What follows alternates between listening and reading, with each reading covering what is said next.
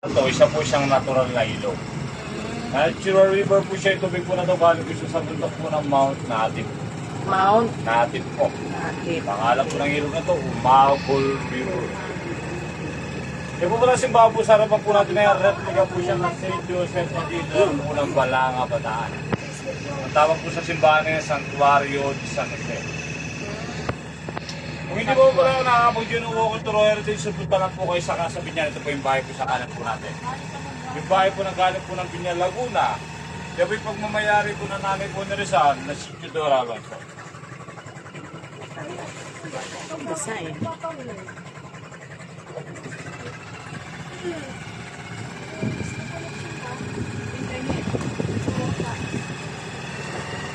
Magkakasit sumobile day tayo siguro.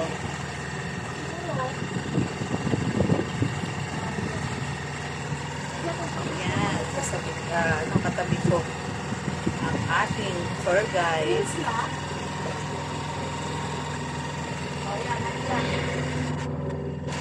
Ayusin natin ang ating sombrero. Nagharap sa amin. Hindi, yan lang. Say hi. We are here at Las Casas, Pilipinas. Yan, sa nagbabasa na ito. Here's our guest of honor. And we are free, kamumuta. Oo, timing.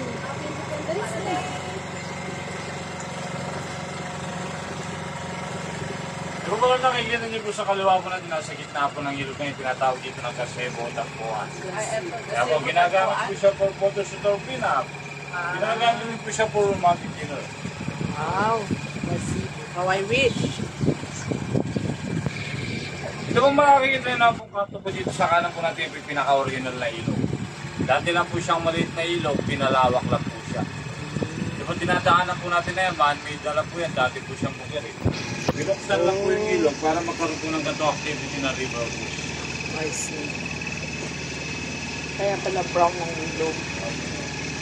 Kasi dati siyang bukid. Kaya magtagulan po talaga ganyan. Pero malinaw din. Malinaw po yan pagkanaral.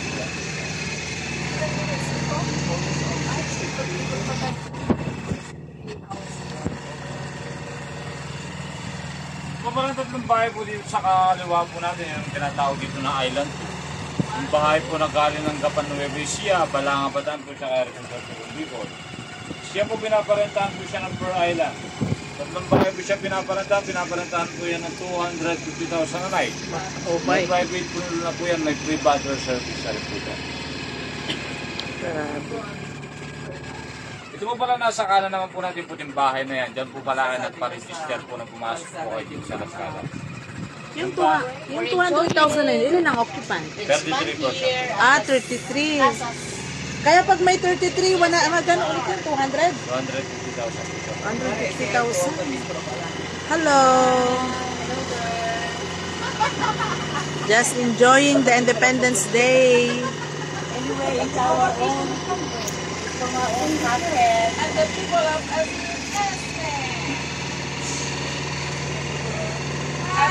shout out to the people of Kaluyan! Doon palang bahay na po dito sa kanan po na matadaanan po natin ay galing po siya ng Mayhay This one. Yan naman po yung pangalawa sa pinakamatandang bahay na ba't po sa Pilipinas noong 1744. Anong pangalan po ulit? Mayhay po siya. Galing po siya Maya? ng Mayhay, Laguna po. Mayhay, Laguna. Okay. Parang napanaginipan ko na to ah. Tapos nakapunta tayo. Oh, tapos nakapunta na ako ngayon. Di ba pala nasa harapan po natin natawag dito na Plaza Guillermo Bonifacio Drive. Lahat po na nakikita dyan, nakita po siya ni Guillermo Tolentino.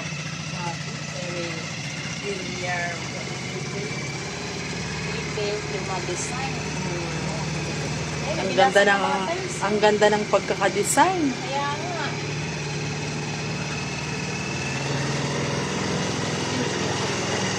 Sino yung mga karakter na inukit dyan? Kaya mga akda po siya ni Guillermo Tolentino, mga kung ano na po yung nasa ayan na po. Ito yung mga Uli? Pangis, pounding rice. Parang pabaligan. Pa, nakabilay mo.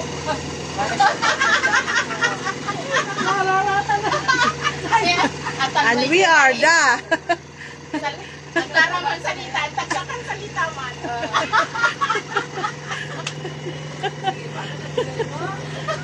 Hello, Aster. We're here at La Casas, Filipinas, de Alcazar. Mabag po sa inyo po yung nasa kaliwa po natin yung operation po ng UV at dali po pala siya naging That one, yung may kalabaw. Yung may kalabaw, sir? Ayan po. Ito po yung operation po yung naka... Ayan. Oo, sa UP.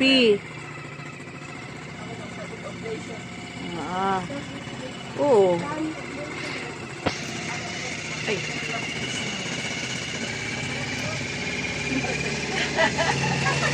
Ayun, kalapati na naman ang isa. Kita na yun. Sa YouTube ko to napanood. Ngayon, it's real. Upo nga ng diretso. Na-amaze ako sa So, dito rin sa school pala dito, 41 original yan, 24 replica na lang po. Kaya ako napapaliksan. Ito po palang Plaza Guillermo po sa kaliwa po natin, tsaka po yung bahay dito sa kanan po natin na galing po ng Candaba, Pampanga.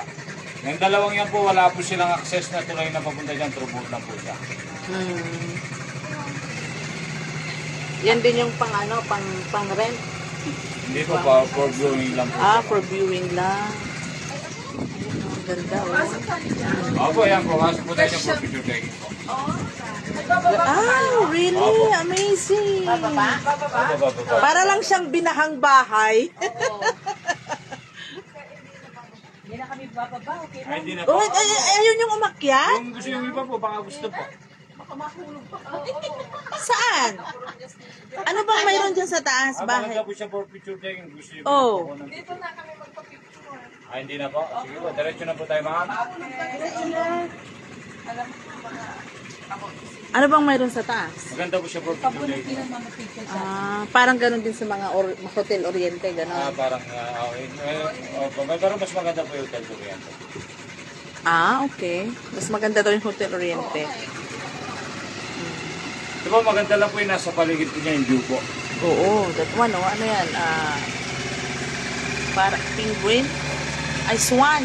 Swan po. Ayan ba yung natawag na Candaba Swan? Candaba swan. Tapos may mga birds dyan, oh. Sa gilid.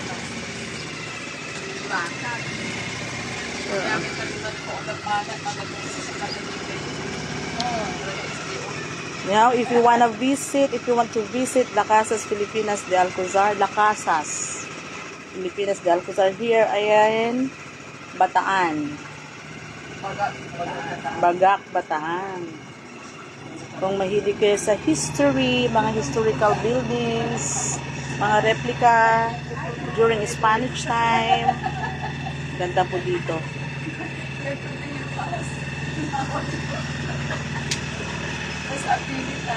Explore Philippines while young.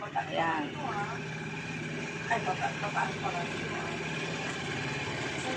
Another trouble to come. Where? Atro. And Baptist. When? It's a huge member of the pack. And the Paakares. The Paakarer. We are the Paakar. Paakarer, Paakares. No, we are just enjoying life. Balance lang ang life. Work, work, work while at work. And after work, enjoy. At our own expense. Diba? Hindi mo naman madadala sa kabilang buhay ang ating money. And most of us are 50s na. Habang malakas pa ang tuhod, travel, Philippines. Oh, ang ganda. Oh. May tinatawag po dito na Boardwalk o Lagoon. Napakaganda po dito pag bukas po yung mga ilaw niya. Oo, ang linaw niya, no? Ayaw niyang ano, karote. Boardwalk.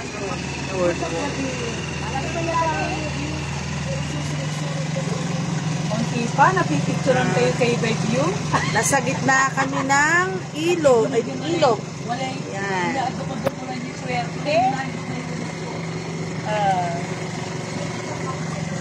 Hi, Mama Risa. Sa aking very supportive former pupil, Aster.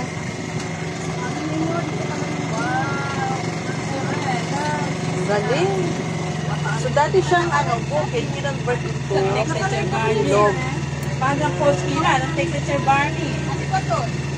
Mag-send sa mga teachers nyo, paki-support natin si Sir Alfonso.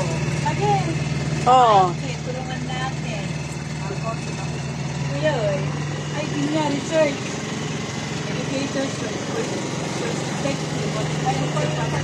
ganda siya talaga. Ayan, madilim nga lang yung aking camera. Research talaga.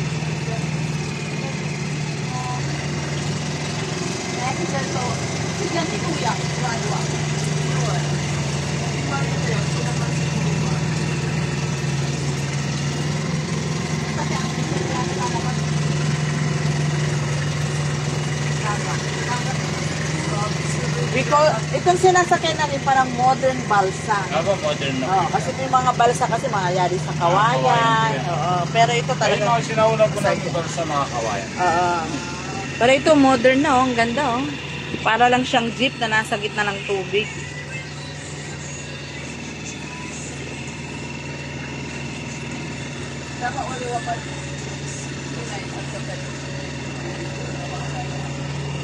Pag nag-high tide, Ayan, high tide maapaw. po tayo ngayon. Hanggang Ay, dyan high lang po tide. yung tubig niya, high tide. Hanggang lang dyan. Tulad po niyan, high tide po tayo dyan, pa low tide na po yung ilog niya.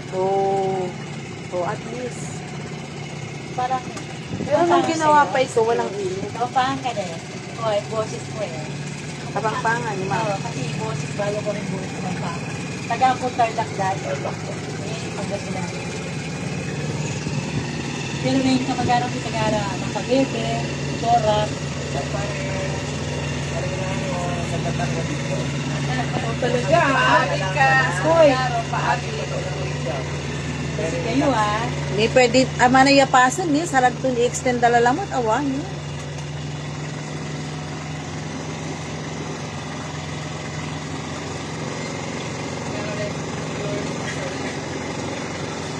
Made of bricks talaga siya, no? Ano po ma'am, dito po kasi lang may magawa po na bridge po dito sa Ganda.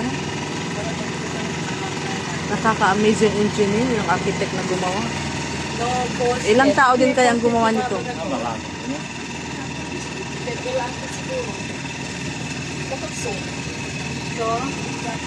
Iba naman na yan. Postes na. Eh po, ano po yan, West Philippines na po yan. Dagat na po yung kabila po na yan. Wala nang malasikuan. So, ayun ako dito, kumpare. Sorry po, sorry. Hindi, technical pala yung anak ko, diba? Tapos susunod ko.